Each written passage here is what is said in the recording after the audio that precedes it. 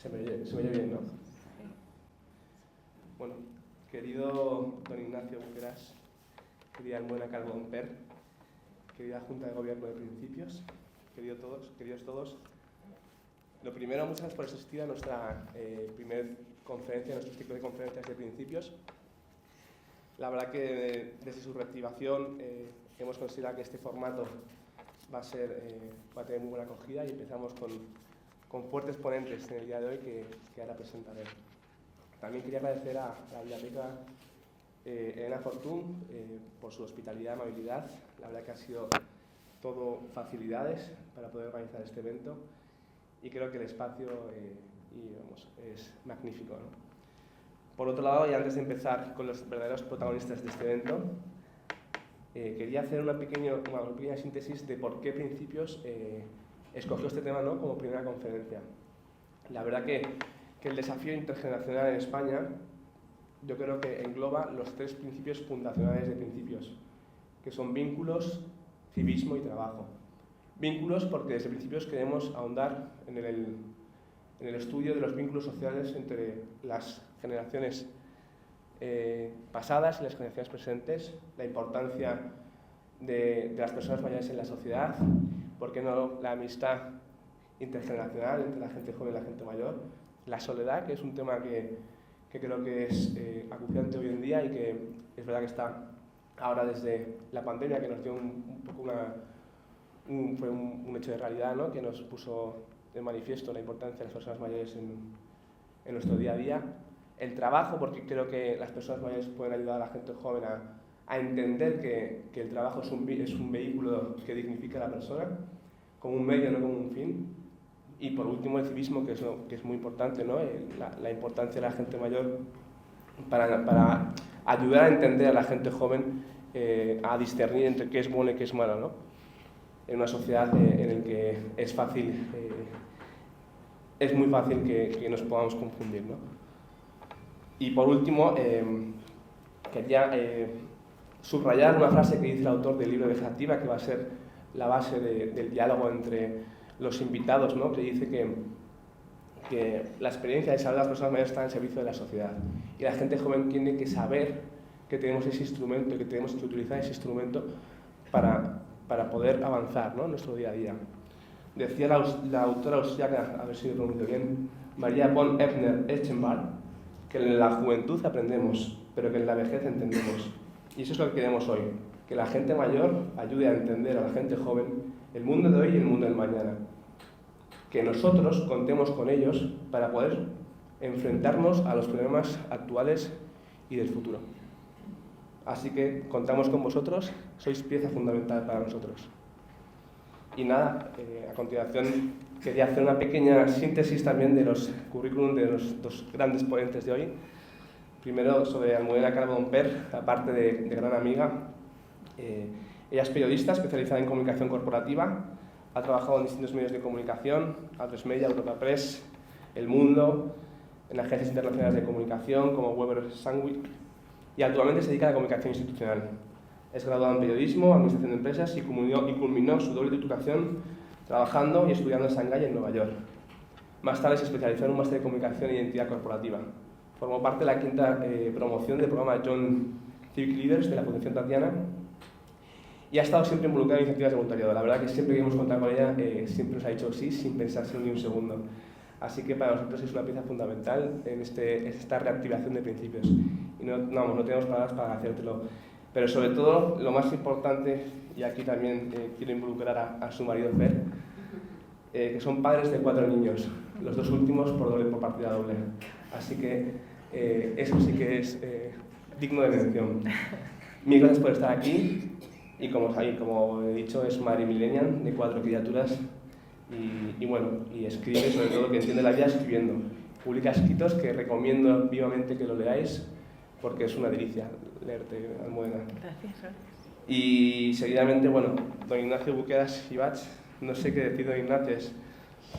Voy a intentar resumir su currículum, pero es bastante extenso y digno de mención todas las partes de ese currículum, ¿no? Pero lo primero es directivo de la Fundación Independiente, Club Siglo XXI, de la Real Liga Naval Española, De España Cívica, presidente del Centro de Gaudí de Madrid, consejero de la OCU, miembro del capítulo español del Club de Roma, caballero del Monasterio de Yuste, miembro del Mérito de la Fundación Carlos III, comendador gran oficial de la Orden de Caballería de Santo Sepulcro de Jerusalén, presidente de la Fundación Adriprope, que tiene como objetivo un mejor conocimiento, difusión y promoción del patrimonio mundial de España, académico numerario de las Reales Academias de Doctores de España, Europea de Doctores y de la AMAR, y Academia de la Diplomacia del Reino de España, presidente fundador y de honor de ORGE, Comisión Nacional para la Racionalización de los Horarios Españoles, presidente de honor de la Fundación Independiente, Círculo Catalán de Madrid, Confederación Española de Casas Regionales y Provinciales y Confederación Española de Organizaciones de Mayores.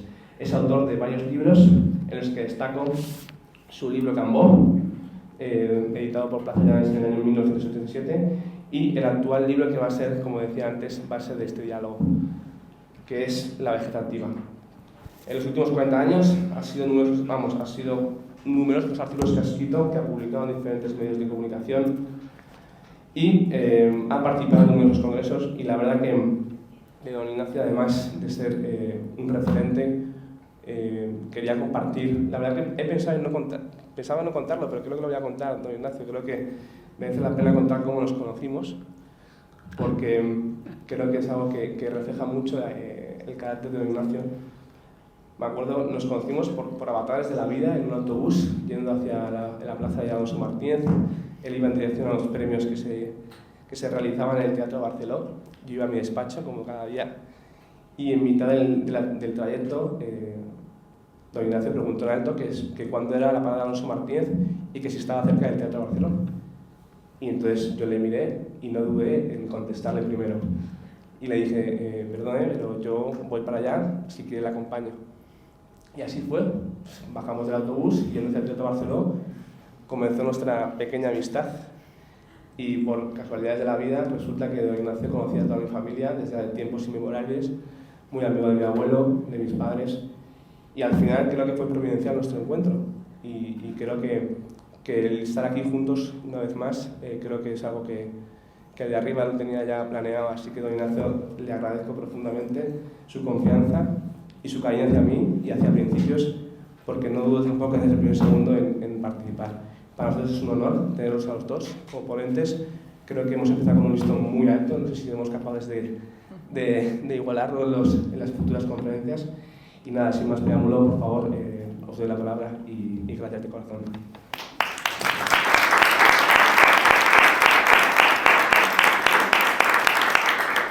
Muchas gracias, Miguel. A ver, está bien esto.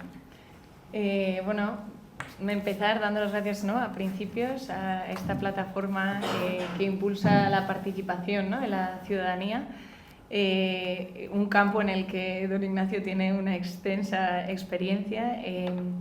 Y bueno, por supuesto agradeceros a todos también los que habéis venido a escucharnos. Yo creo que estamos aquí dos generaciones en la que en la mía se intenta como extender el currículum que tengo, ¿no?, y en la suya hay que tratar de resumir porque realmente tiene una bueno, pues eso, larguísima e intensa experiencia.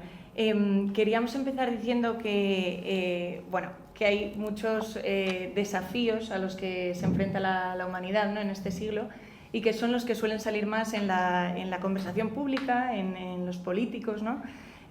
Pues el cambio climático, las desigualdades económicas crecientes, las migraciones, los nacionalismos, los populismos, las pandemias, pero hay uno que queda como ciertamente relegado, ¿no?, o olvidado, que es el desafío demográfico, que se caracteriza básicamente por una intensa aceleración del envejecimiento de la población y una reducción de la natalidad, ¿no?, que eso nos deja una foto de nuestra demografía que se parece más a una urna que a una pirámide, que es lo que teníamos antes, ¿no? Entonces, hoy queremos situar este reto poblacional, situarnos ahí, en este reto que ya vivimos y que implica a la sociedad entera, para enmarcar esta conversación en la que, por supuesto, vamos, yo personalmente vengo a aprender mucho, ¿no?, de don Ignacio, con el que, bueno, ya he tenido el placer de conversar un poco antes, ¿no?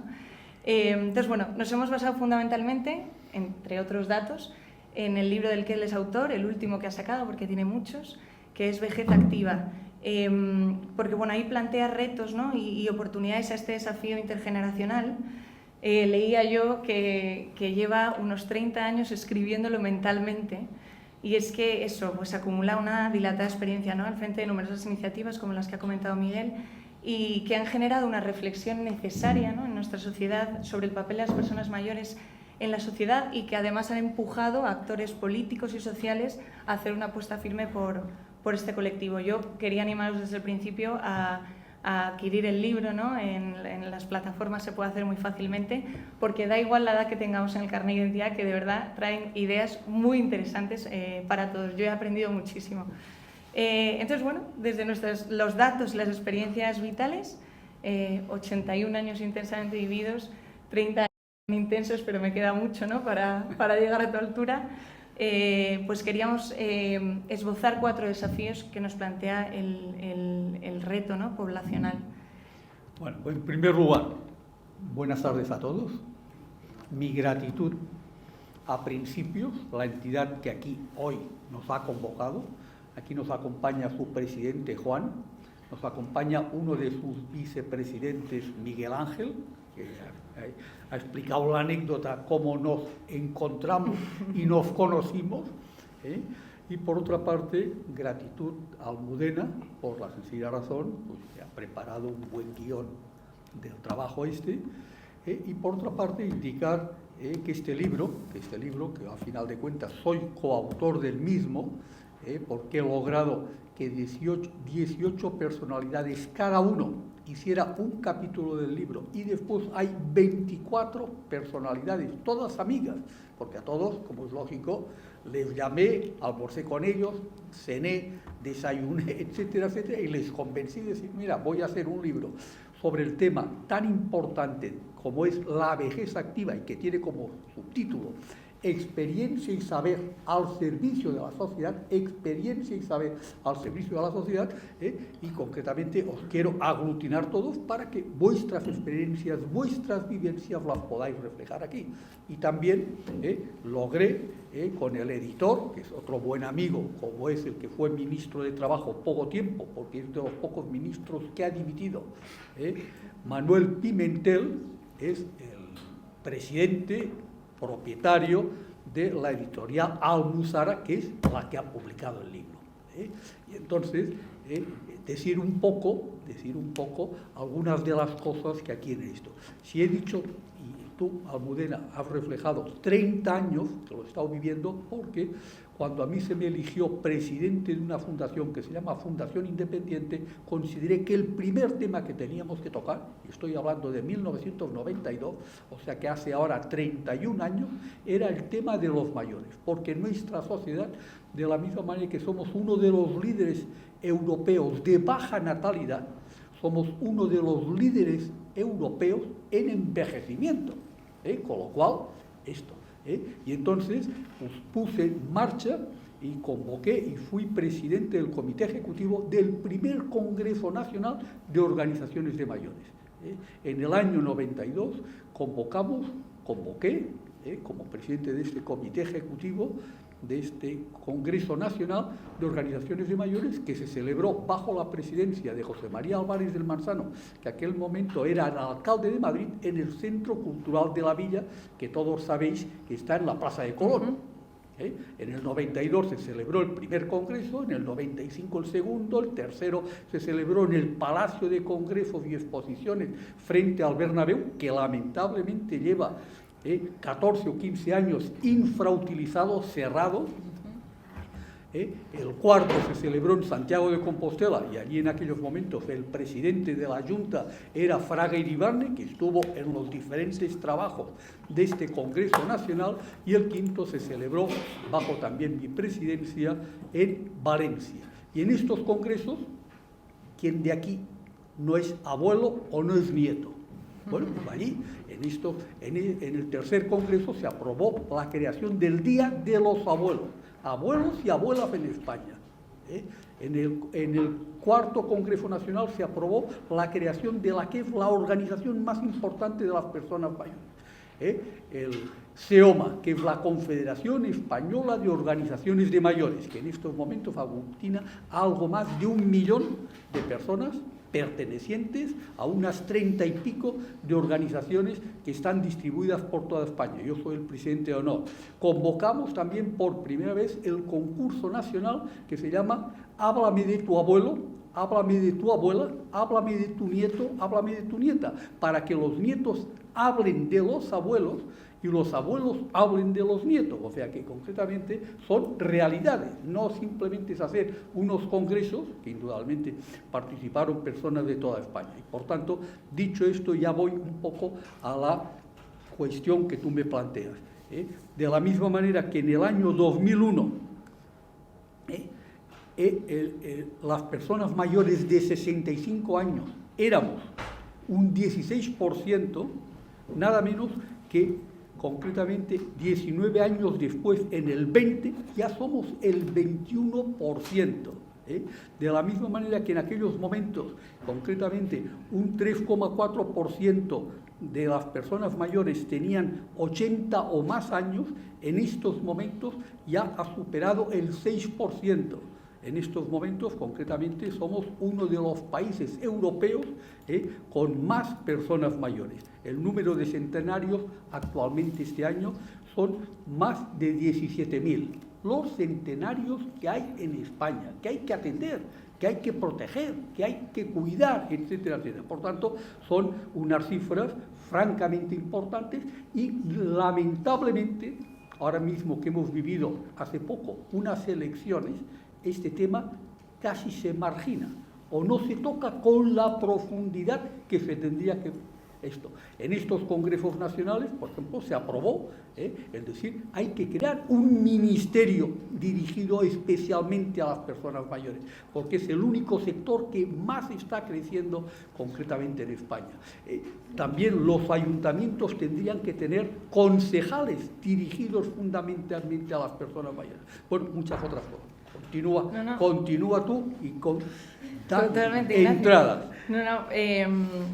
Todo esto que comentabas y además los datos estadísticos, efectivamente, de dónde partimos, ¿no? Y que en el 2050 1 de cada 3 serán personas mayores de 65 años. O sea, es que realmente vamos, ¿no?, a un grueso de la población. Y luego también me llamaba la atención, viendo los datos, que el envejecimiento tiene nombre de mujer, sí, porque nacen más niños. Nacen más niños, en cambio, concretamente, cuando se llega a los 65 años, prácticamente está más o menos parejo, y a partir de entonces son las mujeres, muy bien representadas en esta sala, las que tienen más posibilidades de vivir, y en cambio los hombres, las mujeres es 83 años y los hombres 81, cuando al nacer, como tú bien decías, Almudena, son más los niños que nacen que las niñas. Por tanto, sí, o sea, que todo tiene sus matices ahí en el cuidado. Entonces, con este contexto que nos has dado, se nos ocurrían para comentar como 4 grandes, ¿no?, desafíos: el laboral y el económico, el social, el cultural y el digital. Entonces, por empezar por el primero, yo creo que a todos se nos viene a la cabeza, ¿no?, en tema laboral y económico, uno de los grandes retos que son las pensiones, ¿no? Entonces, las pensiones y sobre todo el aprovechar a la persona mayor. Eso. Aprovechar en el buen sentido, por la sencilla razón que la experiencia, las vivencias y todo esto es una de las carencias que tiene en estos momentos nuestra sociedad. Yo para mí siempre he dicho que el tema fundamental, y estos últimos 40 años hemos perdido el tiempo, es en el campo de la educación. Si hubiera habido y hubiera una buena educación, muchos de los problemas que tiene nuestra sociedad no los tendría.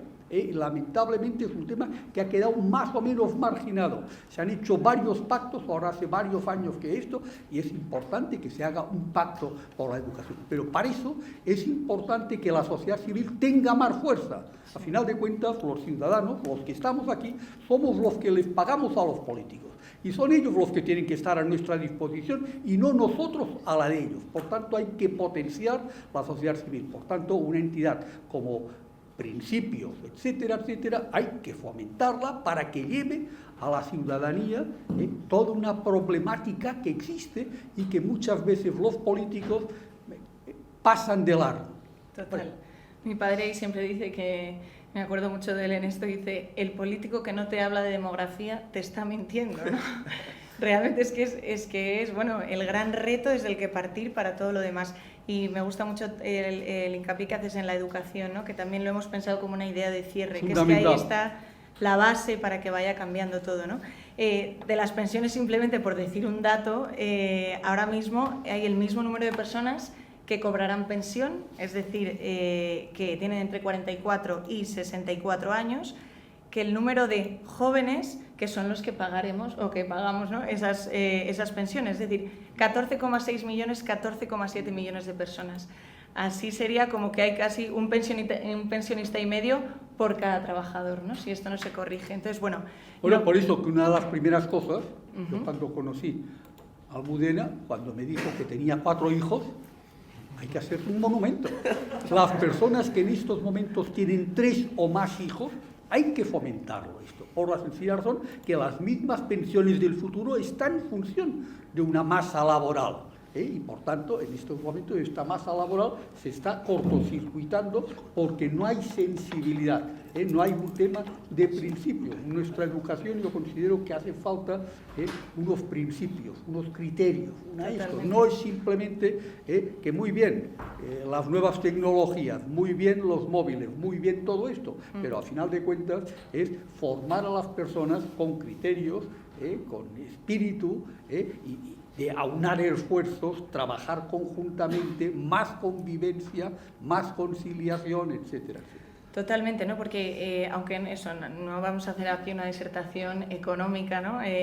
O de macroeconomía, pero efectivamente se ha tratado de de aumentar la edad de jubilación, ¿no?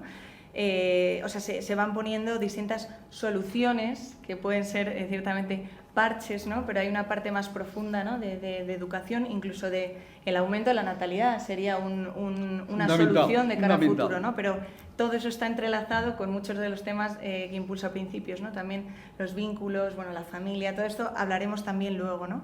Pero entonces, bueno, sistemas concretos para transformar todo lo que tenemos ahora con las pensiones, habría muchos, ¿no? Pues de capitalización privados, pero nos gustaría comentar sobre todo esto que decías antes, Ignacio, que es esta jubilación obligada de personas mayores perfectamente productivas, ¿no? Tú esto, ¿cómo lo has vivido? ¿Cuál ha sido tu experiencia? Yo considero flexibilidad en este aspecto, no todo el mundo, hombre, comprendo que hay determinadas profesiones, si uno es, con todos mis respetos, albañil, pues indudablemente una persona, si es albañil, a los 70 y pico de años no podrá subir en un andamio, etcétera, etcétera, aunque hoy día las cosas han cambiado. Pero en cambio, en otras profesiones, un médico, un abogado, un esto, lo otro, hombre, pues indudablemente es una lástima que por un tema de edad la sociedad no continúe beneficiándose de sus conocimientos, de su experiencia, de sus vivencias, etcétera, etcétera. Por tanto, yo considero que en este aspecto la flexibilidad, porque cuantos a mí a veces me han dicho, Ignacio, el mes que viene me jubilo, ¿y qué voy a hacer? Bueno, en este aspecto también tiene que jugar un gran papel el tema de la educación, el tema de la solidaridad. España es de los países que tiene un número importante de asociaciones, de ONGs, etcétera, etcétera. Pero para eso también desde joven uno hay que ir mentalizando, decir, oye, hay que ayudar a los demás.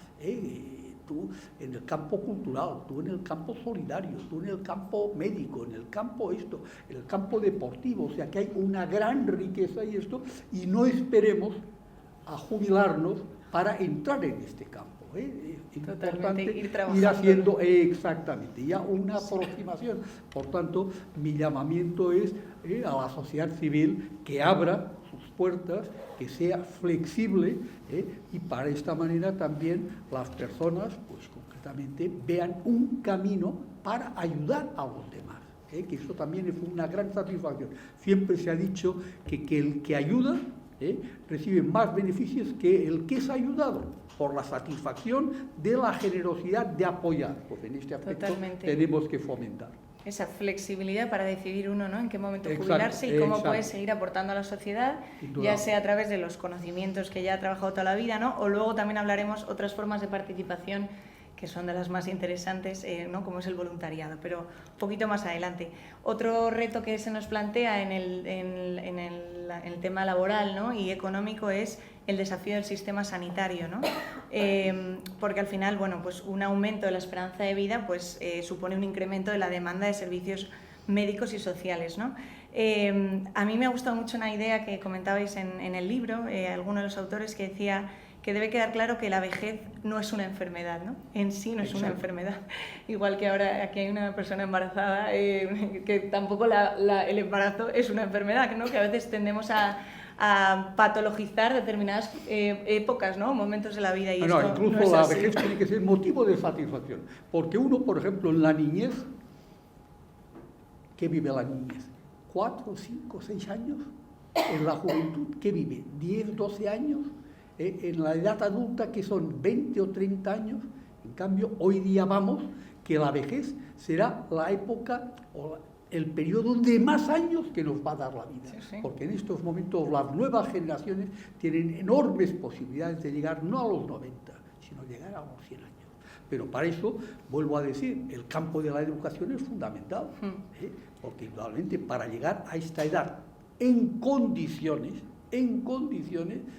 también hay que saber qué es lo más adecuado de alimentación, qué es lo más adecuado para todos los días hacer algún ejercicio, no, podríamos decir tener que estar corriendo, no, pero concretamente todo esto es una de ir sensibilizando a la sociedad, que todas estas cosas indudablemente no se improvisan, hay que crear unos determinados hábitos para que cada uno pueda hacer esto y no decir, hombre, ahora me voy a jubilar.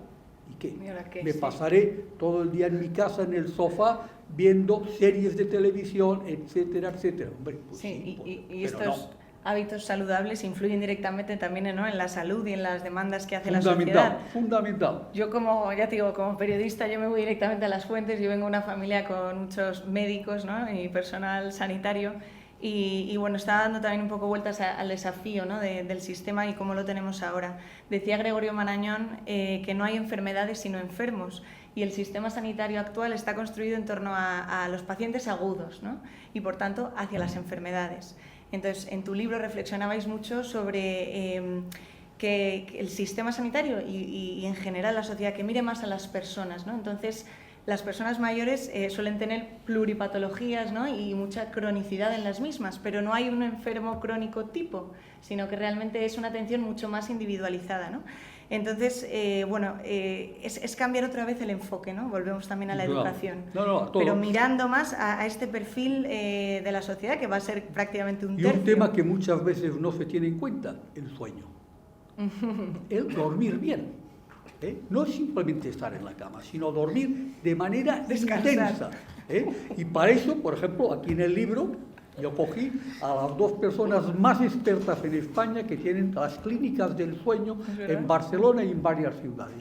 Laura y Luis Estivill. Estos son los doctores importantes que no solamente han estudiado el tema, sino que lo practican con todo esto. Porque indudablemente, un tercio de la vida de uno está en la cama.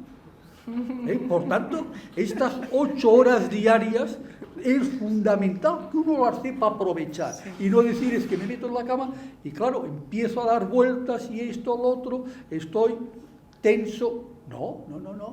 El dormir bien es fundamental. Yo creo que Miguel se ríe como yo porque estamos en una época de dormir poco. Bueno, hay un rato que dormimos, pero intentamos sea dormir poco, bien. Pero dormir con intensidad. Totalmente. Y en todas las etapas de la vida es un tema muy importante. Y no olvidarnos, no es una cosa anacrónica, la siesta. Hay países europeos que en las grandes multinacionales, fábricas, etcétera, tienen un lugar para, eso sí, no la siesta, que un buen amigo como era Camilo José Cela, yo recuerdo determinados actos que en aquella época hacía en el Hotel Rich, y en un momento determinado decía, Ignacio, me voy a descansar. Ya le tenían en el Rich una habitación para ponerse el pijama, el esto, el otro, para dormir 1h30, 2 horas. No, con 20 minutos bien organizados es más que suficiente. Hay que patentarlo esto, hay que patentarlo. Y ya para cerrar la parte más económica y laboral, hablar de lo que llaman ahora la Silver Economy, ¿no? Que sería concebir el grupo de personas mayores en la sociedad como un nicho de mercado, que queda un poco mal así decirlo, pero realmente los datos hablan de un impacto de este sector, o sea, que aumentará el PIB en los países de Europa en torno a 6,4 millones de euros y se llegarán a crear 88 millones de puestos de trabajo. Hay un boom de las residencias para personas mayores, también los cuidados a domicilio, que es otro gran negocio privado. Los cuidadores, exactamente, muy importante. Y en este aspecto, estos últimos años en España ha crecido. Yo, por ejemplo, que nosotros, mi mujer y yo, que aquí me acompaña, vivimos en el barrio de Salamanca, en la calle Goya, pues indudablemente yo he estado haciendo un sondeo y quedo aquí, con los párrocos de muchas de las iglesias que hay en la zona del barrio de Salamanca, y cada día está creciendo el número de personas solas que viven en pisos de 150 y 200 metros cuadrados, que sus hijos a lo mejor viven en Majadahonda, en Pozuelo, etcétera, etcétera, y están prácticamente casi abandonados. Por tanto, hay que ir pensando que estas personas, también, y en muchos otros barrios de Madrid, se ve sudamericanos que son el que acompañan al viejecito, a la persona que va con un carrito, a la persona esto. Pues oiga, hay que intentar que estas personas, porque el otro gran problema es la soledad. En Inglaterra se ha creado un ministerio sobre la soledad, la importancia que tiene la soledad. ¿Cuántas parejas hoy día, prácticamente más que hablar, están todo el día con el móvil? Bueno, y la soledad. Hay que hablar, hay que comunicarse, es fundamental. Y es un problema transversal, ¿no? Yo creo que ya estamos llegando a ese segundo desafío que sería como el social, ¿no? Antes de nada hablabas también de ese sector de la población inmigrante que también contribuye, ¿no?, al mercado de trabajo y que puede ayudar, o sea, realmente está todo relacionado, ¿no?, y que puede ayudar a ese cuidado también de las personas mayores. Llegando al desafío social, uno de los grandes temas era esto, la soledad no deseada, ¿no? Lo que comentabas, el Reino Unido fue pionero en crear ese Ministerio de la Soledad, luego le ha seguido Japón, pero quería preguntarte por qué crees, ¿no?, en dónde está la raíz de esta soledad tan extendida en las personas mayores, ¿no? No sé si tendrá algo que ver también, ¿no?, con las relaciones que tenemos, los vínculos, la familia de alguna manera en este mundo líquido también se deshace, ¿no? Y históricamente donde a uno le cuidaban, ¿no?, donde uno empezaba a cuidar a otros y acababan cuidándole era en la familia, ¿no? Entonces con familias, bueno, pues eso, más deshechas, más disgregadas, porque hablamos de que las grandes urbes no ayudan a que estemos cerca los unos de los otros, ¿no? Y bueno, que tengamos... la política hoy día en muchos países europeos de los 15-20 minutos. Eso es. El tener la casa del lugar de trabajo a 15-20 minutos, el colegio de los niños 15-20 minutos, para de esta manera no encontrarse. Hay personas, pues concretamente cuántas personas a mí, amigas, me han dicho: Ignacio, yo cada día para ir a trabajar es 1h30. Tengo que coger el autobús, tengo que coger el metro para ir esto. Y esto por la mañana y esto por la tarde. Con lo cual, esto hace que también España, en estos momentos, sea el número 1 europeo en separaciones matrimoniales. Un país que ha tenido siempre el tema de la fe cristiana, una cultura cristiana, etcétera, etcétera, tal cosa, tal otra. Yo a cuántos sacerdotes les he dicho: oiga, ustedes, si la Coca-Cola tuviera los púlpitos que ustedes tienen los domingos, la Coca-Cola vendería 2 o 3 veces más, y en cambio ustedes en sus púlpitos, con todos mis respetos, ni hablan del aborto, ni hablan de los problemas familiares, ni el tema de la eutanasia, ni de tantas otras cosas que hoy día están en el meollo de la vida de las familias y de las personas. Por tanto, en este aspecto hay más que sensibilizar. Sí. Por tanto, ahí está el poder de la sociedad civil, y de ahí hay varias iniciativas también que ha puesto en marcha a principios, en concreto sobre el tema del aborto. temas importantes sobre los vínculos que nos unen o que nos pueden separar, ¿no? Y tenemos más que diálogo, hablar. más diálogo. Pero Eso es. el diálogo tenemos que empezarlo desde los niños, desde que los hijos son niños.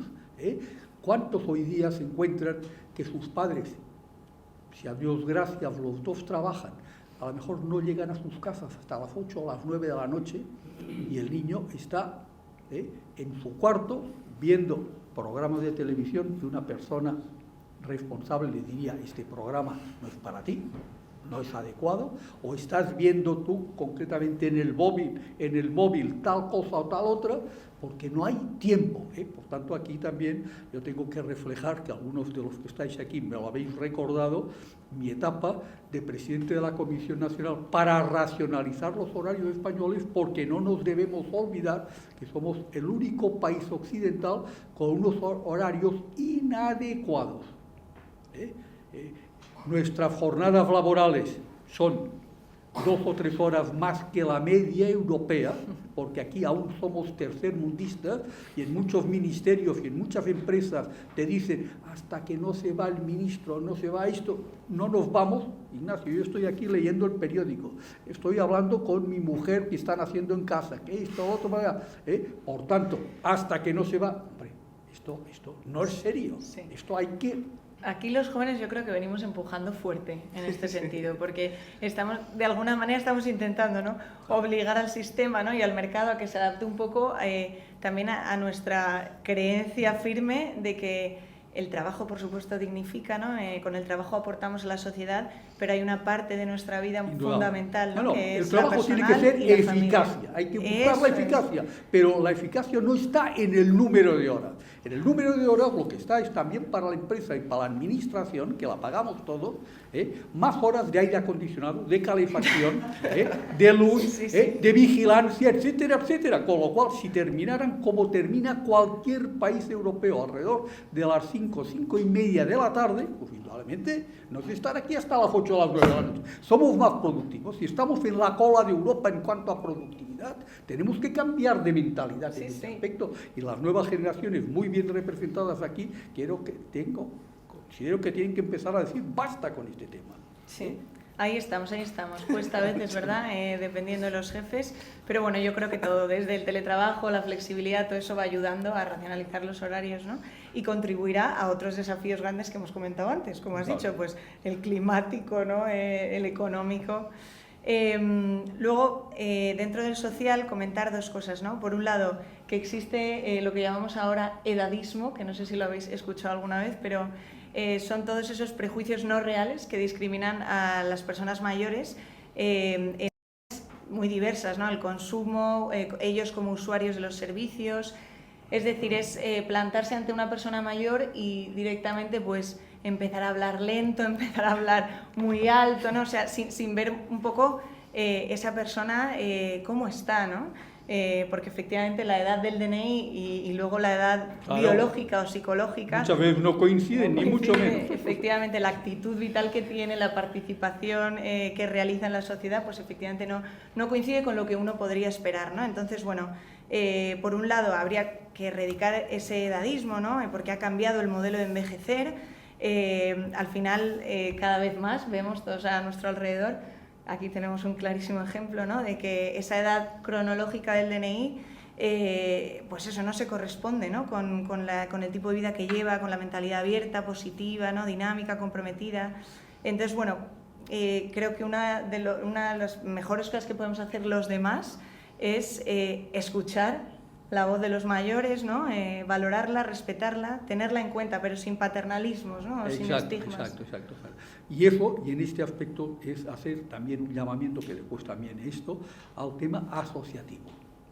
Si los mayores se saben organizar bien a través de importantes asociaciones que defiendan sus intereses, indudablemente es hacer reflexionar a los políticos, hacer que los medios de comunicación puedan tener en cuenta a las personas mayores. Que por otra parte, aún muchos estamos en la cultura del papel. A mí los periódicos, cada día yo recibo, soy suscriptor a varios medios y me gusta el papel y no simplemente verlo en la pantalla, que al final de cuentas y a la larga te afecta visualmente también, porque indudablemente pues, no tenemos los ojos para estar todo el día frente a una pantalla. Por tanto, creo que en este aspecto, para evitar esto, exactamente, es muy importante la unión de las personas mayores para hacer oír su voz, siempre de una manera práctica, de una manera eficaz. No es cuestión de unirse por unirse, no, con objetivos claros y concretos, y buscando siempre la eficacia en lo que vayan a hacer. Uno de los objetivos que comentabais en el libro, que tiene, ¿no?, el beneficio que tiene unirse las personas mayores, es reivindicar que el envejecimiento de la población no es un problema, no hay que verlo siempre desde el enfoque problemático, ¿no?, sino que ante todo es una gran conquista social. Claro. Una satisfacción. Exacto, la OMS lo decía, ¿no?, la Organización Mundial de la Salud, que el envejecimiento de la población es un gran triunfo para el desarrollo de la humanidad. Por supuesto para los protagonistas, ¿no?, pero que nos ha costado mucho llegar hasta aquí. Entonces, bueno, esto conlleva cambios, desafíos, ¿no?, ajustes sociales y económicos, pero bueno, que ahí está el promocionar a través del asociacionismo y de grupos, de presión, ¿no?, pero de presión buena, pues programas de prevención, políticas centradas en ese envejecimiento saludable que has comentado varias veces. Ya lo último que queríamos decir en lo social, pues hay que reivindicar el valor de los cuidados, ¿no? Una sociedad en la que miremos más al otro, no vivimos aislados. En esto a mí, perdón por comentarlo otra vez, pero bueno, mi padre también es presidente, bueno, y mi madre de una fundación que atiende a personas con discapacidad intelectual, y siempre comentan la idea de que crecemos y nos desarrollamos hacia la discapacidad. Es decir, que la discapacidad no es una maldición, en el fondo es una condición del género humano. En algún momento de nuestra vida necesitaremos más del otro, ¿no? Pues en temas de independencia, pues hay un momento en el que dependemos más del cuidado, ¿no?, de los demás. Entonces, es inteligente atender a estas personas como se merecen, a los que ya tienen la discapacidad congénita, pero porque eso va a redundar en una sociedad que nos atienda mejor cuando a nosotros nos llegue. La solidaridad es fundamental. Y esto, el tema, dar más fraternidad, más proximidad con las personas, escuchar, saber escuchar. Lo fácil es hablar, lo importante es saber escuchar. Y ver un poco las necesidades para encauzarlas, porque además en estos momentos a lo mejor las necesidades son esto. Poco sabes tú si a lo mejor dentro de 20 o 30 años tú vas a necesitar lo que tú en otro momento a lo mejor no le diste el valor correspondiente. Por tanto, tenemos que crear desde niños, desde jóvenes, esta proximidad con los otros, este espíritu fraterno de conversar, de atender, no estar, porque de la misma manera que yo considero que las nuevas tecnologías tienen muchas ventajas, algunos prácticamente, los que estáis aquí en la sala, algunos casi que habéis nacido con las nuevas tecnologías. En lugar de tener el sonajero en la cuna, teníais ya un móvil. Otros, esto lo hemos vivido hace 20 o 30 años, que hace 20 o 30 años pues los móviles prácticamente no existían, ni las nuevas tecnologías, ni hoy día lo que cada día nos lo están recordando, la inteligencia artificial, etcétera, etcétera, y todo esto que tiene un avance increíble, con enormes ventajas, pero también con enormes, podríamos decir, que hay que hacerlo mirar. O sea, que concretamente hay ciertas cosas que vamos a perder intimidad, vamos a perder personalidad, vamos a esto que en un momento determinado nos conocerán mejor a través de las máquinas que nosotros mismos. Con lo cual esto hay que ir con mucho cuidado. Meta, Facebook sabe más de nosotros que nosotros. Por eso que en la educación es fundamental. Pues justo esto es el desafío digital, que era otro de los que queríamos comentar. Me gusta mucho la idea de que hay que tener la transformación digital que vivimos como aliada, ¿no?, como una oportunidad. También pensando en las personas mayores, por supuesto, los millennials, ya no te digo los zoomers, ¿no?, la generación Z ya vienen con esto incorporado, ¿no? Pero de cara pensando en las personas mayores, no solo reducir la brecha digital, es decir, enseñar a usar, ¿no?, todas las tecnologías, no dejar atrás a nadie, ¿no? No solo eso, sino aprovecharlas. O sea, no consiste solo en saber usar, sino que una persona mayor ya jubilada, pero con muchísimo conocimiento que aporta a la sociedad o con mucho tiempo para dedicarlo de manera asistencial, ¿no? En ONGs, ¿no? A labores sociales, las redes, Internet, las nuevas tecnologías son aliados para ello. ¿Qué ha pasado, por ejemplo, recientemente con el tema de los bancos? Que claro, no es lo mismo que vaya a un banco una persona de 20 o 30 o 40 años que está ya habituada a todo esto, a una persona de 70 o 80 años. Por tanto, ha sido muy bueno este esfuerzo que se ha hecho poniendo a los bancos poco ante la situación. Muchos de ellos han tenido que abrir a horas determinadas, dar determinados cursillos porque se encontraban que con una persona mayor de 70 o 80 años, decir, bueno... Es que no nos podemos olvidar de vosotros. Por eso hay que hacer una pedagogía en este aspecto y forzar también, ya no hace falta decir, aquí todos los que estamos aquí, creo que todos vivimos en una gran ciudad como es Madrid.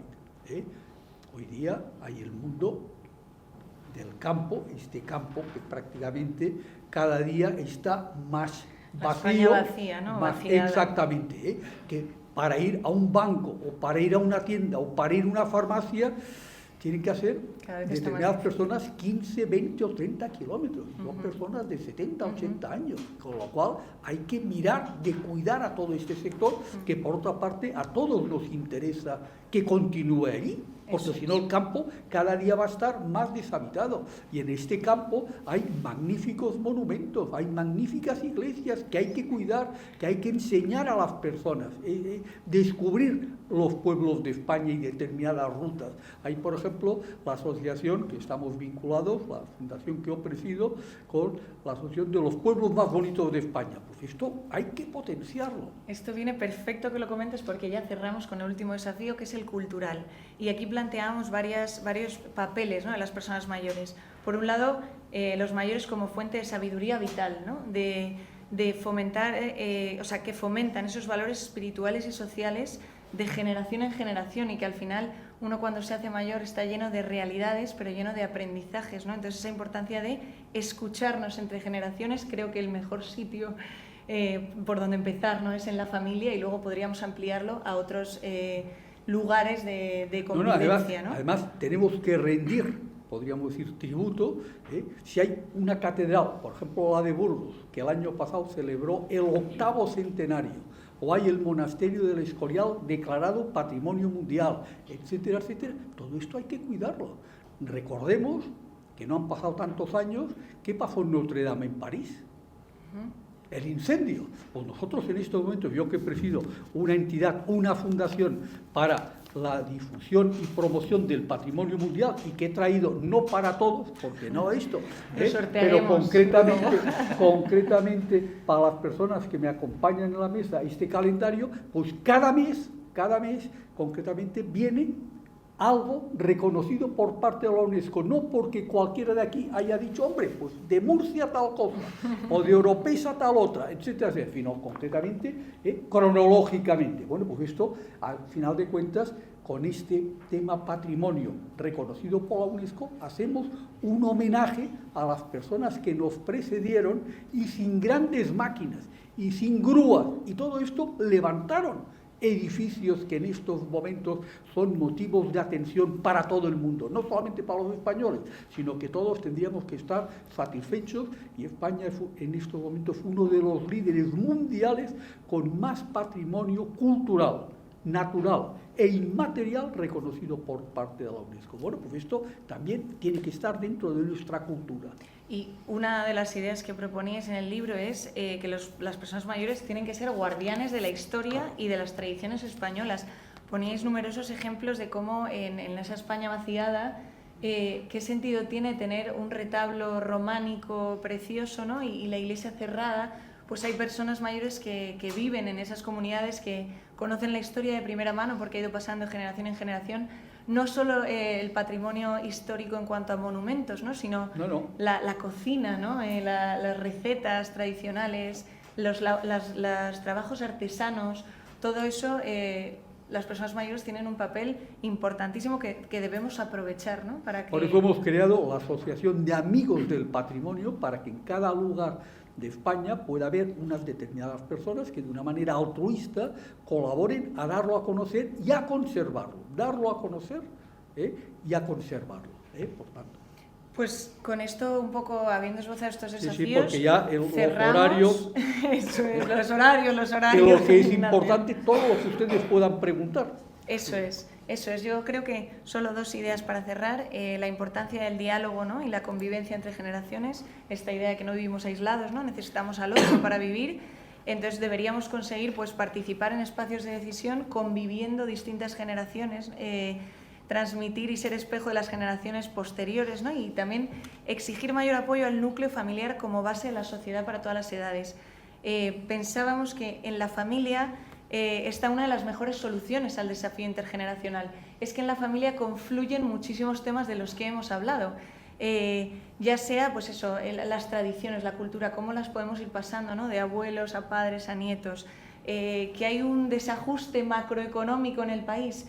Qué mejor sitio que en la familia unos se ayuden a otros, ¿no? Que no debería pasar, todos tendríamos que tener nuestra pensión perfecta, pero bueno, la familia es un sitio donde podemos apoyarnos, ¿no? Muchísimos otros temas de los que hemos comentado, la estabilidad en los vínculos, el tema de la soledad no deseada.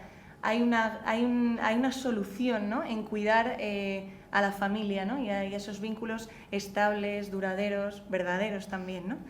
Y todo eso relacionado sobre todo con la educación, que ya yo creo que lo hemos repetido por activa y por pasiva, que ahí está el reto que tenemos. La familia indudablemente es un núcleo importantísimo y sobre todo está dentro de nuestra cultura, pero que lamentablemente estos últimos años se ha ido un poco devaluando, porque los que creemos en ella a lo mejor no hemos estado lo serios y lo duros que tendríamos que estar en la defensa de la familia, porque la defensa de la familia es la defensa de los individuos, de las nuevas generaciones, etcétera, etcétera. Hoy día, pues, concretamente estamos en la superficialidad. ¿Cuántos dicen, hombre, no, oye, la prueba es que si revisamos en estos momentos, estos últimos años, el número de matrimonios que se han hecho ha bajado tremendamente. El número de nacimientos, el número... Bueno, pues todo esto está socavando a la familia. Por tanto, creo que entidades como Principios, que hoy aquí nos ha reunido, y todos ustedes, que estoy convencido que son pues, completamente sensibles a estos temas, yo pido que no nos mordamos la lengua. Que no nos quedemos dormidos. Tenemos que hacer pedagogía todos los días, abriendo los ojos al vecino, al amigo, al familiar, diciendo, oye, ¿en qué situación estamos?